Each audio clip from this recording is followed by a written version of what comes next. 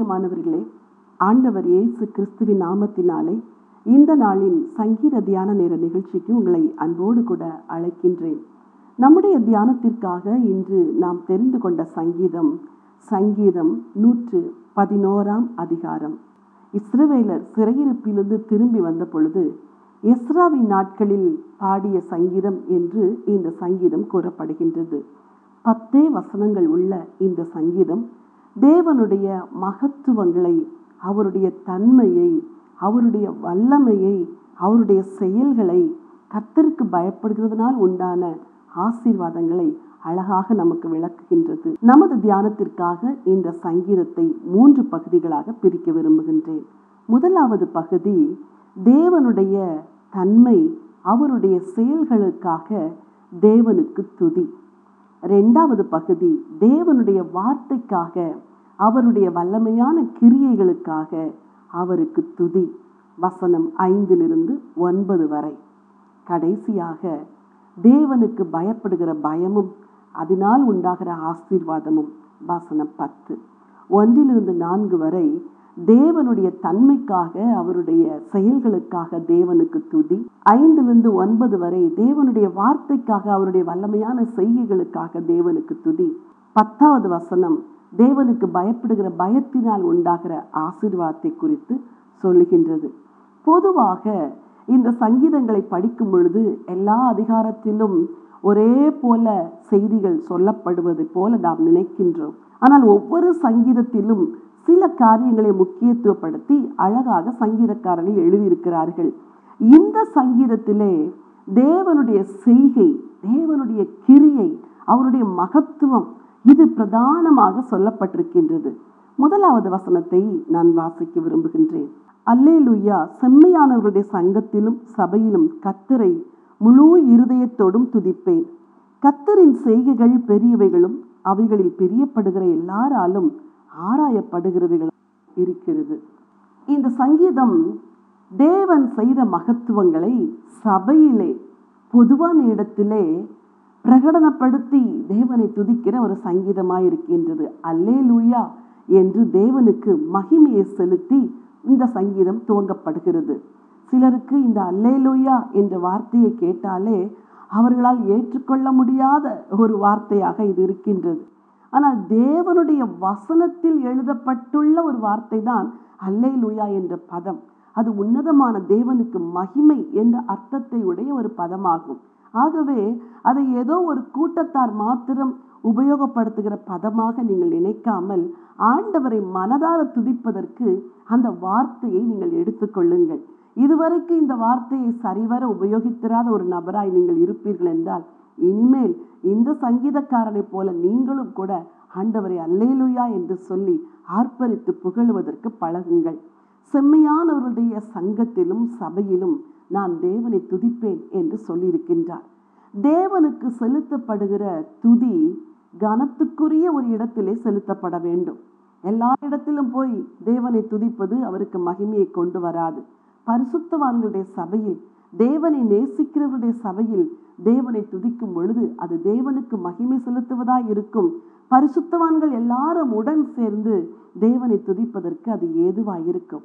இங்கே ஒரு வார்த்தை சொல்லப்பட்டிருக்கிறது, செம்மையானவர்களுடைய சங்கத்தில். ஒரு சபை எப்படி இருக்க வேண்டும்? செம்மையா இருக்க வேண்டும். பரிசுத்தவான்களின் கூடுகை எப்படி இருக்க வேண்டும்? செம்மையா இருக்க வேண்டும். ஒருவரோடு ஒருவர் பிணக்கு, ஒருவரோடு ஒருவர் ஒரு மனமில்லாத தன்மை, இப்படிப்பட்ட ஒரு கூடுகையை தேவன் விரும்புகிறவர் அல்ல. செம்மையான இருதயம், பரிசுத்தமான இருதயம், ஒரே மனமுள்ள இருதயம். சில ஆலயங்களில் பல வேறுபாடுகள், பணத்தை அடிப்படையாய் வைத்து வேறுபாடுகள், ஜாதியை அடிப்படையாய் வைத்து வேறுபாடுகள், நிறத்தை அடிப்படையாய் வைத்து வேறுபாடுகள், அந்தஸ்தை அடிப்படையாய் வைத்த வேறுபாடுகள், இப்படியெல்லாம் வேறுபாடுகள் பரிசுத்தவான்களின் சபையில் இருக்கக்கூடாது. தேவன் அதை விரும்புகிறவர் அல்ல. ஆண்டவர் இயேசுடைய இரத்தத்தினால் கழுவப்பட்ட அத்தனை பேருமே தேவனுடைய பிள்ளைகள். அவர்கள் எல்லாரும் செம்மையான இருதயத்தோடு தேவனை துதிக்கும்படி கூடி வந்தால்தான் அந்த சபை ஆசீர்வாதம் உள்ள சபையாயிருக்கும். அப்படிப்பட்ட ஒரு செம்மையான சங்கத்தில், சபையில் நான் தேவனை துதிப்பேன் என்று சொல்லியிருக்கிறார். அடுத்த வசனம் இப்படி சொல்கிறது, கர்த்தரின் செய்கைகள் பெரியவைகளும் அவைகளில் பிரியப்படுகிற எல்லாராலும் ஆராயப்படுகிறதுகளுமாய் இருக்கிறது. வேதம் முழுவதிலும் ஆராய்ந்து பார்த்தால் ஏராளமான செய்திகள் உள்ளே சொல்லப்பட்டிருக்கிறது. வேதம் ஒரு பொக்கிஷம் என்றால் மிகையாகாது. ஒரு மனிதன் தன் ஆயுள் முழுவதும் ஒரு நிமிடத்தை கூட வீணாக்காது உட்கார்ந்து இந்த வேதத்தை படித்தால் கூட இன்னும் உள்ளே தேடி பார்த்தால் ஏராளமான பொக்கிஷங்கள் உள்ளே இருக்கும். அப்படி சமுத்திரத்தை விட மகா ஆழமுடையது தேவனுடைய வார்த்தை. ஆனால் இந்த கர்த்தருடைய செய்கைகளை தேவனுடைய பிள்ளைகள் ஆராய்ந்து பார்க்க வேண்டுமா? பொதுவாக விசுவாசிகள் வேதத்தை எப்படி படிப்பது வழக்கம் என்றால், ஒவ்வொரு நாளும் கட்டாயம் வேதத்தை படிக்க வேண்டும் என்று சொல்லுவது நிமித்தம் படிப்பார்கள். சிலர் சங்கீத புத்தகத்தை மாத்திரம்தான் படிப்பார்கள், சிலர் நீதிமொழிகளை மாத்திரம்தான் படிப்பார்கள், வேறு ஒரு புத்தகத்தையும் படிக்க மாட்டார்கள். என் அன்புக்குரியவர்களே, ஆதி ஆகமத்திலிருந்து வெளிப்படுத்தின விசேஷம் வரைக்கும் தேவனுடைய மகத்துவங்கள் வேதத்திலே சொல்லப்பட்டிருக்கிறது. அதை ஆராய்ந்து படிக்க வேண்டும் என்றும் இங்கே கூறப்பட்டிருக்கின்றது. விசுவாசிகள், தேவனுடைய பிள்ளைகள், வேதத்தை நேசிக்கிறவர்கள் வேதத்தை படிக்கும் பொழுது கர்த்தரை குறித்து இதில் என்ன சொல்லியிருக்கிறது, ஆண்டவருடைய செய்கைகளை குறித்து என்ன சொல்லியிருக்கிறது, தேவனுடைய மேன்மையை குறித்து என்ன சொல்லியிருக்கிறது என்றெல்லாம் பல கோணங்களில் வேதத்தை படிக்க வேண்டும். அப்பொழுதுதான் உங்கள் வேத தியானம் இனிமையுள்ளதாய் ருசியுள்ளதாய் இருக்கும். கர்த்தருடைய கிருபையினால் பைபிள் கால்ஸ் என்ற ஒரு விசுவாசிகளுக்காக வேதத்தை கற்றுக் கொடுக்கிற ஒரு ஊழியத்தை ஆண்டவர் எங்கள் கைகளில் கொடுத்திருக்கின்றார். பல நூற்றுக்கணக்கான தேவனுடைய பிள்ளைகள், விசுவாசிகள் அங்கே வந்து படித்து கொண்டிருக்கிறார்கள். அவர்களுக்கு ஆதியாகமத்திலிருந்து வெளிப்படுத்தின விசேஷம் வரைக்கும் முழு வேதத்தையும் சரித்திர பின்னணியோடு நாங்கள் 2 ஆண்டுகள் கற்றுக் கொடுக்கிறோம். இந்த பயிற்சியின் பின்னாக என்ன விளைவுகள் நேரிடுகிறது என்று பார்த்தால், எல்லோரும் வேத விரும்பிகளாய் மாறிவிடுகிறார்கள், வேத பிரியராய் மாறிவிடுகிறார்கள்.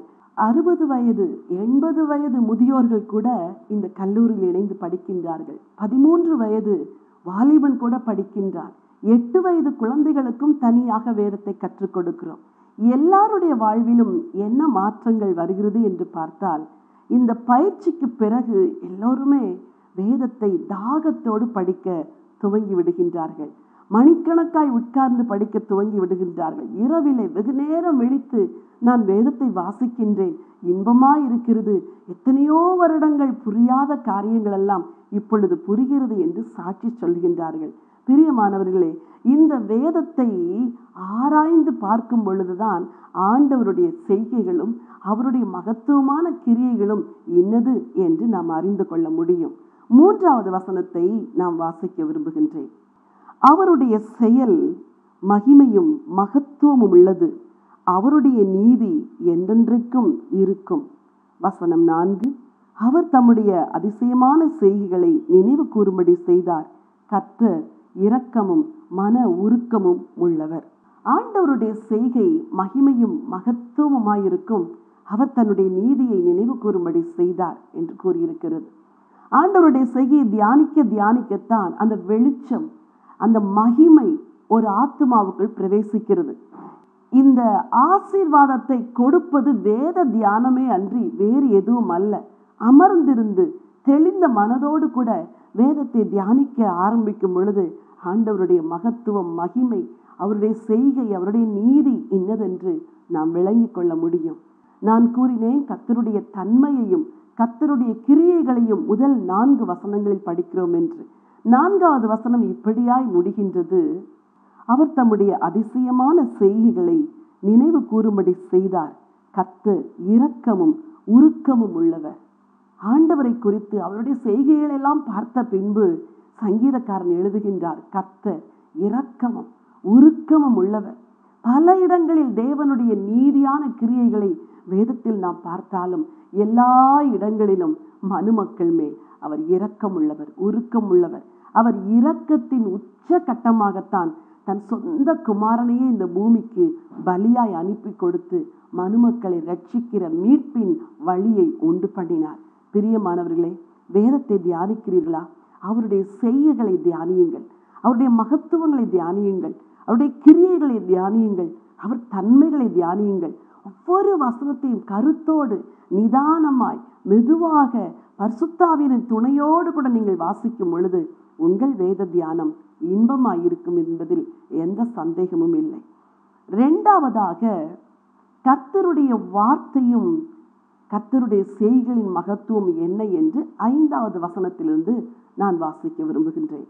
வசனம் 5, தமக்கு பயந்தவர்களுக்கு ஆகாரம் கொடுத்தார், தமது உடன்படிக்கையை என்றென்றைக்கும் நினைப்பார். வசனம் 6, ஜாதிகளின் சுதந்திரத்தை தமது ஜனங்களுக்கு கொடுத்ததினால் தமது கிரியைகளின் பலத்தை அவர்களுக்கு தெரியப்படுத்தினார். ஆண்டவர் தன்னுடைய உடன்படிக்கையை நினைக்கின்ற தேவன். இஸ்ரவேலரோடு கூட தேவன் செய்த உடன்படிக்கையை இந்த சங்கீதக்காரன் இங்கே நினைவு கூர்ந்து, நீர் உடன்படிக்கையில் உண்மையுள்ளவர் ஆண்டவரே, உடன்படிக்கையை நினைவு கூர்ந்தீர் என்றெல்லாம் எழுதிவிட்டு சிறிய தேவை முதல் பெரிய காரியங்கள் வரை தன் ஜனத்திற்கு எப்படி ஆண்டவர் உதவி செய்தார் என்று எழுதியிருக்கிறார். தன் ஜனத்திற்கு ஆகாரம் கொடுத்தார் என்று சொன்னதோடு கூட அவர் வாக்குத்தத்தம் செய்த கானானை சுதந்தரிக்க அனுக்கிரகம் செய்தார் என்றும் எழுதியிருக்கின்றார். மிக சிறிய தேவை ஆகாரம், மிகப்பெரிய தேவை அவர்கள் சுதந்தரிக்க வேண்டிய தேசம். இந்த 2 தேவைகளையும் தேவன் சந்தித்தாராம். பிரியமானவர்களே, ஆண்டவர் உங்கள் வாழ்வின் அன்றாட தேவைகள் மேலும் கரிசனையுடையவராயிருக்கிறார். உங்கள் எதிர்காலம் முழுவதின் மேலும் கரிசனையுடையவராயிருக்கின்றார். உங்கள் சிறிய தேவைகளுக்கும் நீங்கள் ஆண்டவரை சார்ந்திருக்க பழகிக்கொள்ளுங்கள். ஆண்டவரை ஏற்றுக்கொண்ட அந்த இள வயதின் நாட்களில் இருந்தே எந்த ஒரு தேவையையும் ஆண்டவரிடத்தில் மட்டும்தான் கேட்க வேண்டும் என்பது என்னுடைய பழக்கம். எத்தனையோ முறை மருத்துவக் கல்லூரி படித்து கொண்டிருக்கும் பொழுது அங்கே ஒவ்வொரு மாதமும் மெஸ்ஸுக்கு கட்ட வேண்டிய பணத்தை சரியாக குறிப்பிட்ட தேதியில் செலுத்த வேண்டும். அதை கூட நான் கேட்டு என் பெற்றோருக்கு எழுத மாட்டேன். ஏனெனில் நான் ஆண்டவரிடத்தில் மட்டும்தான் சொல்லுவேன்.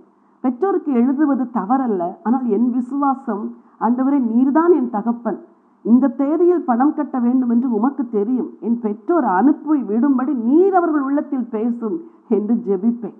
சரியான நேரத்தில் அவர்களுக்கு என்ன கஷ்டங்கள் இருந்தாலும், சில மாதங்களில் கட்ட முடியாத சூழ்நிலை கூட இருந்தாலும் சரியான நேரத்தில் அந்த பணம் வந்து சேரும்படி ஆண்டவர் அனுக்கிரகம் செய்வார். என் உள்ளத்தில் ஆண்டவரை துதிப்பேன், நீர் ஜெபத்தை கேட்கிற தேவன் என்று. என் அன்புக்குரியவர்களே, உங்கள் சிறிய தேவையையும் உணர்வுகளின் தேவைகளையும் வாழ்க்கையின் மிகப்பெரிய தேவைகளையும் சந்திக்க ஒரு ஜீவனுள்ள தேவன் இருக்கிறார். அவர் உடன்படிக்கையை நினைவு கூறுகிற தேவன். இஸ்ரவேலருக்கு அவர் உடன்படிக்கையை எப்படி நினைவு கூர்ந்து ஆகாரத்தை கொடுத்ததோடு மட்டுமல்லாமல் தேசத்தையும் சுதந்திரிக்க வைத்தார் என்பதை சங்கீதக்காரன் இங்கே நினைவு கூர்ந்து எழுதியிருக்கிறார். பின்வரும் வசனங்களை என்னோடு கூட வாசிக்க விரும்புகின்றேன். வசனம் 7, அவருடைய கரத்தின் கிரியைகள் சத்தியமும் நியாயமுமானவைகள், அவருடைய கட்டளைகள் எல்லாம் உண்மையானவைகள், அவைகள் என்றென்றைக்கும் உள்ள சதா காலங்களுக்கும் உறுதியானவைகள், அவைகள் உண்மையும் செம்மையுமாய் செய்யப்பட்டவைகள். அவர் தமது ஜனத்திற்கு மீட்பை அனுப்பி தமது உடன்படிக்கையை நித்திய உடன்படிக்கையாக கட்டளையிட்டார். அவருடைய நாமம் பரிசுத்தமும் பயங்கரமானது. அவருடைய கரத்தின் கிரியைகள் சத்தியமும் நியாயமுமானவைகள், அவருடைய கட்டளைகள் எல்லாம் உண்மையானவைகள்.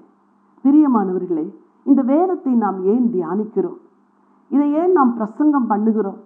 இதை ஏன் மக்களுக்கு போதிக்கின்றோம்? இதை ஏன் எல்லா மக்களுக்கும் சொல்லிக் கொண்டிருக்கின்றோம்?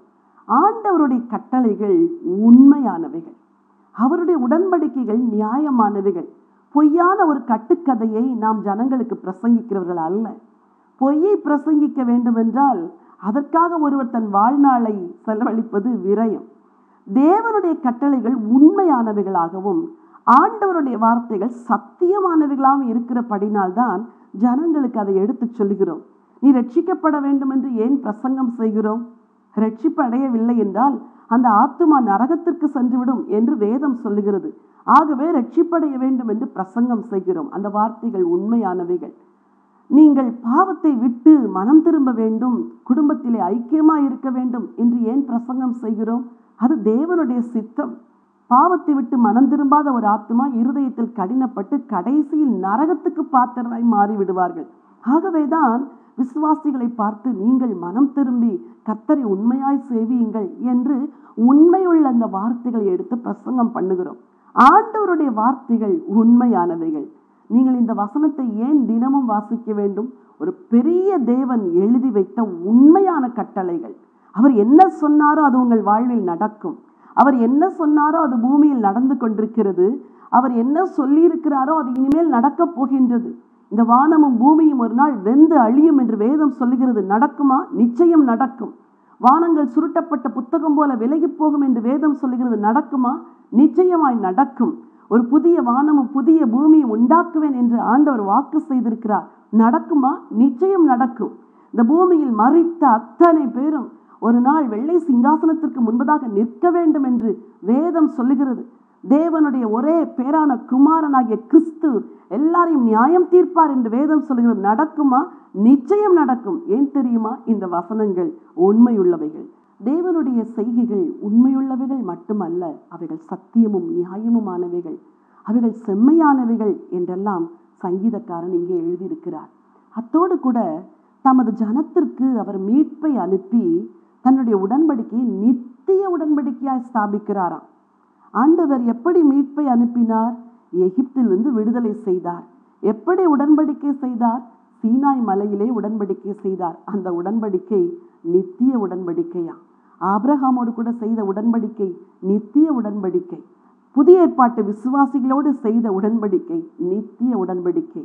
இது உங்களுக்காக சிந்தப்படுகிற என்னுடைய இரத்தமாய் இருக்கிறது, புது உடன்படிக்கை செய்கிறேன் என்று இயேசு சொன்னாரே, அது ஒருபோதும் மாறுவதில்லை. என் அன்புக்குரிய தேவனுடைய பிள்ளைகளே, தேவனுடைய வார்த்தைகள் உண்மையானவைகள், உறுதியானவைகள், சத்தியமானவைகள், செம்மையானவைகள். அவருடைய உடன்படிக்கை நித்திய உடன்படிக்கை சொல்லிவிட்டு அவருடைய நாமம் பரிசுத்தமும் பயங்கரமுமானது என்று ஆச்சரியப்பட்டு சங்கீதக்காரன் எழுதியிருக்கிறார். நீங்கள் சேவிக்கிற தேவன் எப்படிப்பட்டவர் தெரியுமா? பரிசுத்தமானவர், பயங்கரமானவர், செயல்களில் மகத்துவமானவர். ஒருவேளை ஒரு தேசத்தின் பிரதம மந்திரியை நீங்கள் பார்க்க செல்வீர்கள் என்றால் இயற்கையாகவே உங்கள் உள்ளத்தில் ஒரு அச்சம் உண்டாகும். பெரிய மனிதரை பார்க்க செல்லுகிறேன் என்று. அந்த எல்லா தலைவர்களை விட, ராஜாக்களை விட நம்முடைய தேவன் மகா பெரியவர், மகா பெரியவர், பரிசுத்தத்தில் மகத்துவம் உள்ளவர், பயங்கரமானவர். அந்த தேவனுடைய வார்த்தைகளை நீங்கள் வாசிக்கும் பொழுது பயத்தோடும் கனத்தை செலுத்தி மரியாதையோடு கூட மிகுந்த அன்போடு கூட இந்த வேத வசனத்தை வாசித்தால் நிச்சயமாகவே இந்த வசனங்கள் உங்கள் வாழ்வில் ஆசீர்வாதத்தை கொண்டு வரும் என்பதில் எந்த சந்தேகமும் இல்லை. 5வது வசனத்திலிருந்து 9வது வசனம் வரைக்கும் தேவனுடைய வார்த்தையின் வல்லமையையும் தேவனுடைய செய்கையின் வல்லமையையும் சங்கீதக்காரன் எழுதி வைத்திருக்கின்றார். கடைசி வசனம் தேவனுக்கு பயப்படுவதனால் உண்டாகிற ஆசீர்வாதத்தை அழகாக சொல்லி இருக்கின்றது. கர்த்தருக்கு பயப்படுதலே ஞானத்தின் ஆரம்பம். அவருடைய கற்பனைகளின்படி செய்கிற யாவருக்கும் நற்புத்தி உண்டு. அவர் புகழ்ச்சி என்றென்றைக்கும் நிற்கும். கர்த்தருக்கு பயப்படுதலே ஞானத்தின் ஆரம்பம் என்று வேதம் சொல்லுகின்றது. உலகத்திலே அறிவு பெருத்து கொண்டிருக்கிற காலம் இது. விஞ்ஞானம் வேகமாய் வளர்ச்சி அடைகிற ஒரு காலம் இது. எல்லா பெற்றோரும் தங்கள் பிள்ளைகளுக்கு நல்ல படிப்புகளை கொடுக்க வேண்டும் என்று விரும்பி விதவிதமான படிப்புகளை பிள்ளைகளுக்காக தியாகத்தோடு அவர்கள் ஆயத்தம் செய்து கொடுக்கின்றார்கள். எல்லாவற்றுக்கும் செலவு செய்கின்றார்கள். ஆனால் இங்கே ஒரு ஞானத்தை குறித்து வேதம் வலியுறுத்துகின்றது. கர்த்தருக்கு பயப்படுதலே ஞானத்தின் ஆரம்பமா. ஆண்டவருக்கு பயப்படுகிற பயம்தான் இந்த உலகத்தில் ஒரு மனிதனை ஆசீர்வாதமுள்ள மனிதனாய், ஞானமுள்ள மனிதனாய் மாற்றுகின்றது. சற்று சிந்தித்து பாருங்கள். இந்த உலகத்திலே எத்தனையோ செல்வந்தர்கள், கோடீஸ்வரர்கள் ஓடி ஓடி உழைக்கின்றார்கள். லட்சங்களை, கோடிகளை சம்பாதிக்கின்றார்கள். ஆயிரக்கணக்கான ஏக்கர் நிலங்களை வாங்கி பயிரிடுகின்றார்கள். எல்லாவற்றையும் செய்து முடித்துவிட்டு ஒரு நாள் இந்த பூமியிலே கண்ணை மூடும் பொழுது, மூடுவதற்கு சில நிமிஷங்கள் முன்பதாக நீ எங்கே போகிறாய் என்று கேட்டால் ஒரு மனிதனுக்கும் உறுதியாய் சொல்ல முடியாது தான் எங்கே போகிறேன் என்று. மரிப்பதற்கு முன்பதாக ஒவ்வொரு மனிதனை பார்த்து நீ எங்கே போகிறாய் என்று கேட்டால் கர்த்தரை அறியாத மனிதர்களுக்கு தாங்கள் எங்கே போகிறோம் என்று சொல்ல தெரியாது.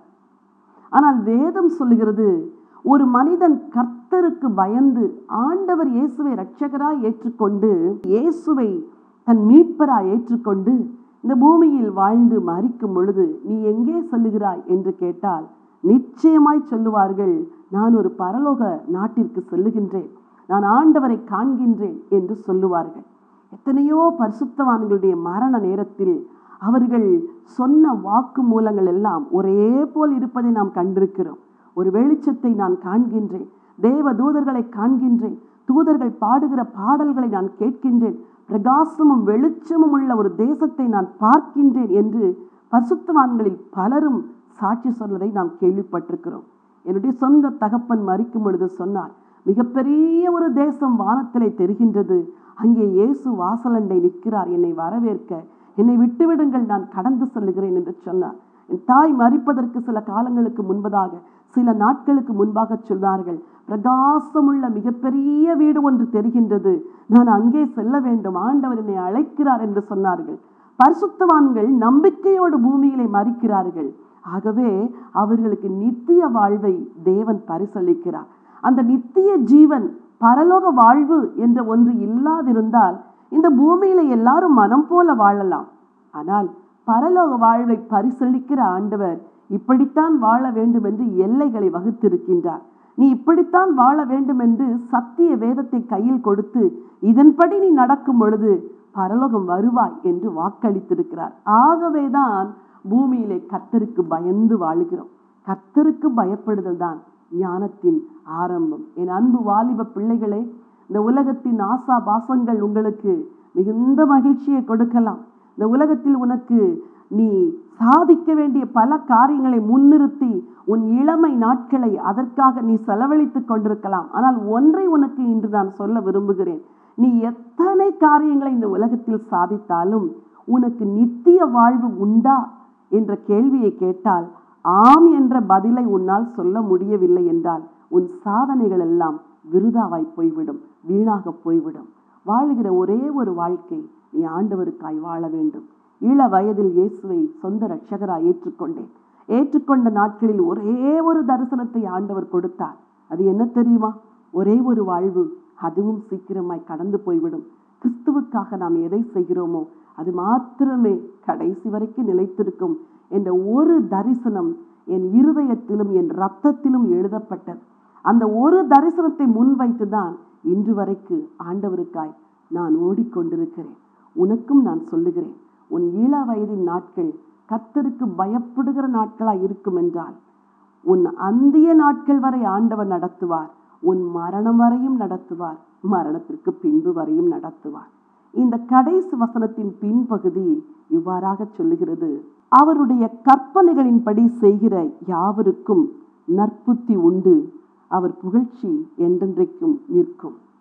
இந்த வசனத்தின் கடைசி பகுதி இப்படி சொல்கிறது, அவருடைய கற்பனைகளின்படி செய்கிற யாவருக்கும் நற்புத்தி உண்டு, அவர் புகழ்ச்சி என்றென்றைக்கும் நிற்கும். உலகத்தில் யார் ஞானமுள்ளவர்கள் தெரியுமா? இந்த பெரிய ஞானமுள்ள தேவனுடைய கட்டளைகளுக்கு யார் கீழ்ப்படுகிறார்களோ அவர்கள்தான் ஞானமுள்ளவர்கள்.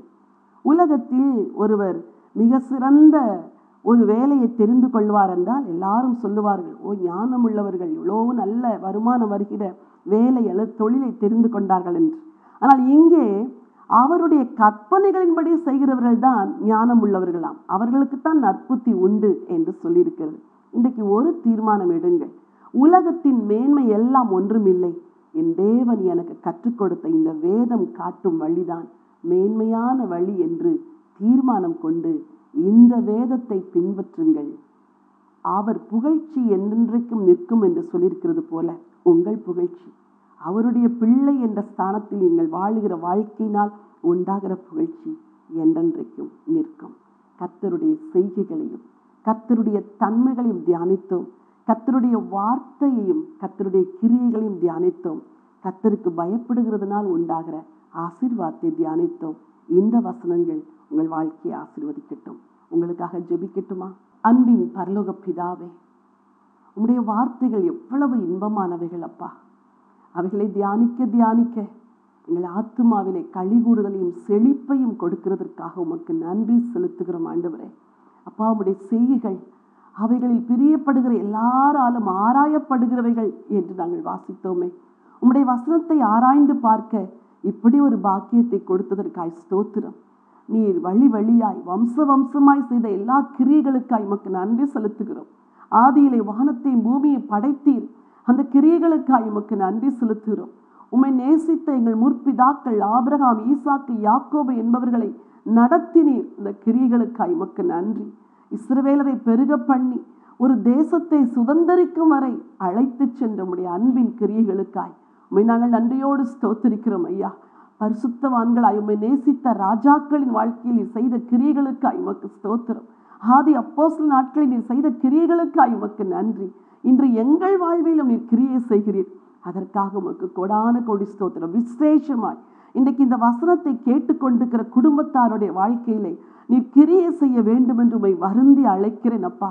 கர்த்தருடைய வார்த்தைகள், கட்டளைகள் உண்மையானவைகள் என்று வாசித்தோமே, அந்த உண்மையான வார்த்தைகளை உம்முடைய பிள்ளைகள் விசுவாசிக்கிறார்களே, தியானிக்கிறார்களே, உம்மை நேசிக்கிறார்களே, இவர்களுக்கு நீ நன்மை செய்ய வேண்டும் ஆண்டவரே. உமக்கு பயப்படுகிற எல்லோருக்கும் நீர் ஆசீர்வாதத்தை கொடுக்கிறவர், ஞானத்தை கொடுக்கிறவர், நற்புத்தியை கொடுக்கிறவர். விசேஷமா என் வார்த்தையை கேட்டுக்கொண்டிருக்கிற வாலிப பிள்ளைகளுக்கு இந்த வெளிச்சம் வரட்டும். உம்முடைய வசனத்தின்படி வாழ வேண்டும் என்ற வெளிச்சத்தை கொடுப்பீராக தகப்பனே. உமக்கு நன்றி. இன்று ஒவ்வொரு குடும்பத்திலும் ஒரு அற்புதம் நடக்கட்டும். ஒரு ஆவிக்குரிய எழுப்புதல் உண்டாகட்டும். ஆவிக்குரிய மறுரூபம் உண்டாகட்டும் என்று உம்முடைய அடியால் நான் வேண்டிக் கொள்கிறேன். தேவன் அப்படி செய்கிறதற்காக ஸ்தோத்திரம். இன்னும் உம்மில் வளர, உம்மில் நிலைத்திருக்க அனுக்கிரகம் செய்வீராக. மீட்பெரும் இரட்சகருமாம் இயேசு கிறிஸ்துவின் நாமத்தில் ஜெபிக்கிறேன் ஜீவனுள்ள நல்ல பிதாவே, ஆமென். பிரியமானவர்களே, இந்த வசனங்களை தொடர்ந்து தியானியுங்கள். சத்தியத்தில் வளருங்கள். God bless you.